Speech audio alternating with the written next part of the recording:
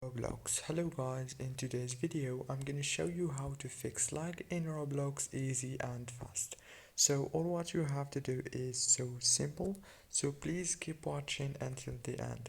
First thing you have to do is go to the top corner right here as you can see and click on this little option and then scroll down like this. Click right here on settings and now scroll down like this until you find the graphic modes option right here, and now you have to change it to manual. As you can see, now go right here to graphic quality and click on this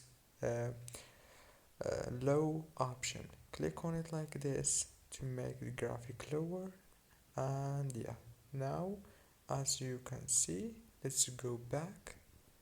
Now I am sure 100% will be no lag anymore.